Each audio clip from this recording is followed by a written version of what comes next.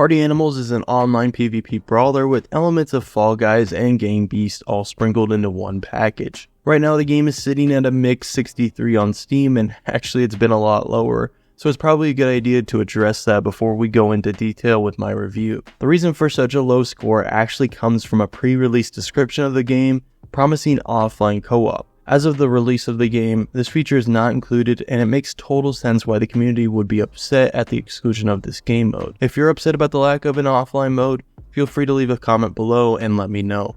However, my review will not take that into account, simply due to a lack of my own personal interest in that feature anyways.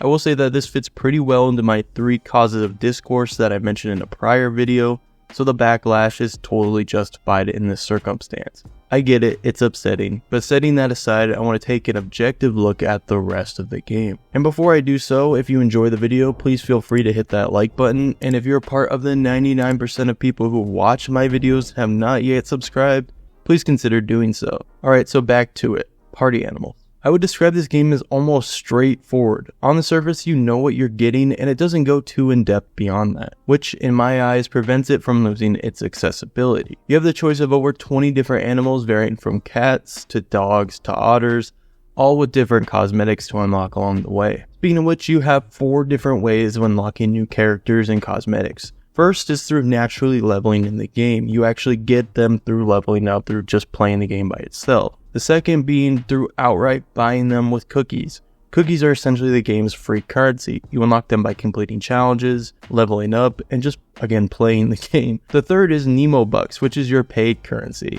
You can either pay for Nemo Bucks or earn them through leveling, but only in a finite amount as of writing. The last way of unlocking new characters is through surprise eggs, which is essentially a mystery gumball machine where you don't necessarily know what you're getting. There of course is an item shop too that has rotating cosmetics, either a purchase through Nemo Bucks or cookies. But getting into the gameplay itself, if you've ever played Gang Beast, it's a lot more the same, albeit more in a team package this time around. You of course get the option to fight with your head and fists, but you also do have the option to use various weapons in order to try to knock out your opponents. Some of the knockouts do feel a little fast and unfair, I can't lie, but for the most part, it's a casual and fun experience. You have 3 different game modes across 20 maps: Last Stand, Team Score, and Arcade. Last Stand being yourself and another teammate against the rest of the lobby, Team Score being your team versus team game mode with things like hockey and soccer, and Arcade, which is a battle over arcade machines in order to score points. Team Score is honestly my favorite, so long as you have a good team. It does happen more than I'd like to admit that some of your team can be pretty clueless and forget that you have an objective at hand. But the game doesn't necessarily punish you for losing, you just earn less XP than if you had won. But as for my thoughts on the game, I personally believe that this is an essential party game to have in your lineup with your friends.